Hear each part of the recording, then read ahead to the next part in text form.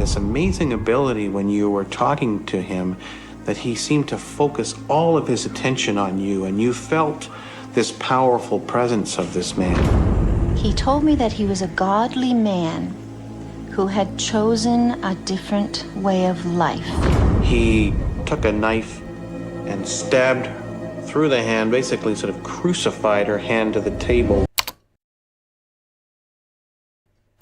During his heyday, cult leader Roch Theirault had myriad distorted attributes that made a lot of people spellbound to him. He was known to have had an illusion of penetrating intelligence, for which he was often praised, even by psychiatric evaluators after his ultimate arrest, and he was also known as an attention seeker. This desire was readily satisfied by his arresting physical presence and his appetite for drama. These attributes were not the only methods he employed in keeping people within his depraved grasp.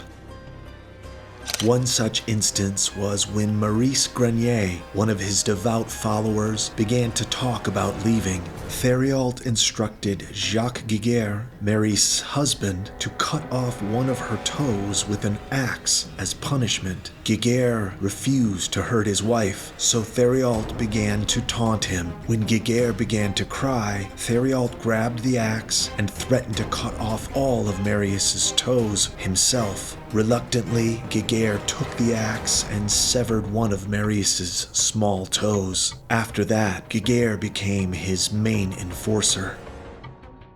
Let us begin the journey of self-acclaimed preacher and messiah Roch Theirault, who was later known by a couple of aliases as his spiritual portfolio evolved in Saguenay Valley of Quebec to French-Canadian parents who were devout Catholics. He claimed to have faced abuse from his father during his childhood, although that has never been verified. As an adult, he showed obvious disdain for Catholic teachings and instead joined the Seventh-day Adventist Church. He soon became obsessed with the Old Testament and apocalyptic predictions. For a while, he kept his act clean, was extremely devout, and changed his ways to the point of abstaining from alcohol consumption and faithfully abiding by the Adventist strict nutritional structures. Even then, his zeal was unsettling to others of his congregation. He was often boastful and had a skewed interpretation of biblical masculine authority. Theirault began selling Adventist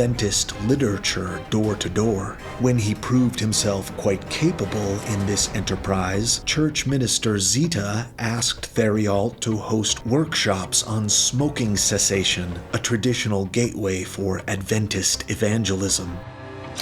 His penchant for showmanship, physical presence, and eloquence made him excel greatly in this endeavor. With his charisma, he began a movement that would later take the name Ant Hill Kids. Why this name? He used his followers as unpaid labor, including pregnant women, without lifting a finger himself. They were his soldier ants. By 1977, he had amassed a number of followers. Among his crowd were several young people, especially unmarried girls. There was also a married couple and their 6-month-old baby. He encouraged them to quit college and any other engagements they had, since the world was soon coming to an end and it wouldn't matter. Their first meeting places were in the apartment of Giselle, also one of his followers with whom he had been having an affair. To go back a bit in time, on the 11th of November 1967, Roch Theirault married Francine Grenier from a neighboring town. They moved to Montreal, and in the next 3 years, they had 2 sons, Sylvain Roch Jr. and Francois. Theirault became sick and had to undergo surgery. This led to later complications, causing him discomfort in his digestive system. His poor health condition became a catalyst for his already irritable personality, so he became obsessed with studying anatomy and medicine. He also took to drinking heavily and committing infidelity. Later on, he moved his family back to Thetford Mines and became a woodworker, but kept using his wood business as a front, traveling out of Quebec City on the weekends to keep up with his affairs. He was already seeing Giselle. Things continued to take a downward spiral for Theirault. His finances flopped, his home was repossessed, and his wife left him, taking the kids with her. It was around this time that he discovered the Seventh-day Adventist Church.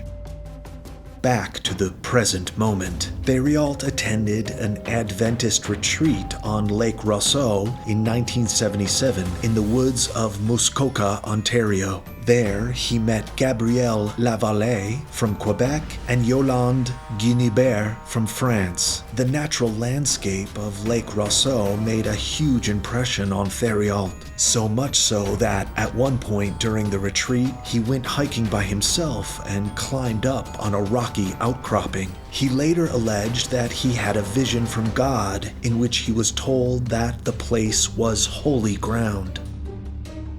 Although the group began their journey with hope and promise, it would quickly spiral into a nightmare of unimaginable cruelty and brutality after Roch found himself at odds with the Seventh-day Adventist Church he had once called home. Undeterred, Theirault gathered his devoted, ever-growing flock of believers and led his faithful followers into the remote wilderness of Quebec, where he established a secluded commune. It was here that they established the name Anthill Kids. He convinced them that the world was hurtling towards an apocalyptic end and that he alone possessed the power to save them. Here, they would live in harmony, awaiting the prophesied doomsday while adhering to Theirault's strict rules and teachings. Claiming to be a reincarnation of the biblical prophet Moses and taking a variation of the name, he began to go by Mosi. What began as a seemingly harmless, if unconventional community, quickly took a sinister turn as Theirault's behavior became increasingly erratic and cruel. Fueled by his own delusions of grandeur and an insatiable thirst for power, he subjected his followers to a regime of unimaginable abuse and depravity. Theirault's reign of terror knew no bounds. He forced his disciples to break their own bones with sledgehammers, sit on scorching stoves, and even consume their own feces, all in the name of proving their loyalty to his twisted cause. Those who dared to question his authority were met with brutal punishments, including having their toes amputated with wire cutters and enduring welding torch burns to their most intimate areas. As if the physical torments weren't enough, Theirault's reign was further tainted by a litany of depraved sexual practices. He decided to marry some of his followers to each other, in spite of the fact that he lacked any authority to perform marriages. His followers had not expressed any interest in getting married whatsoever, at least not to the men Roch decided they were to marry. By this time, Roch and his wife were both referred to as Papi and Mammy. Later, they had a falling out with the local authorities, which led to his arrest. However, due to the lack of evidence and the fact that he dazzled the medical examiner assigned to him, he was let go. This was not to be the only arrest of his lifetime. In 1979, he was again arrested and put on trial for obstruction of justice, as well as hiding all knowledge of Solange's death from her family and from the police. He served a suspended sentence of 1 year.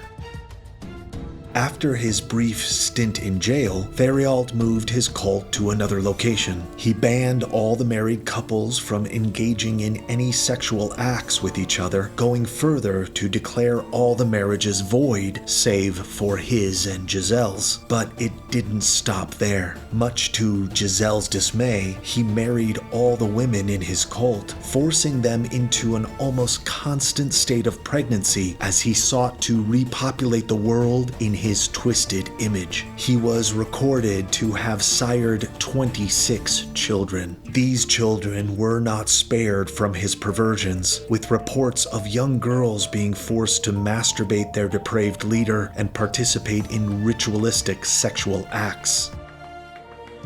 Theirault's delusions of grandeur extended to his self-proclaimed healing abilities, which he wielded with reckless abandon, employing crude implements like pliers, kitchen utensils, and even blowtorches. He performed grotesque surgeries on his followers, often leaving them maimed or worse. In one particularly harrowing incident, he hacked off a follower's arm with a dull meat cleaver, cauterizing the wound days later with a heated drive shaft from a truck.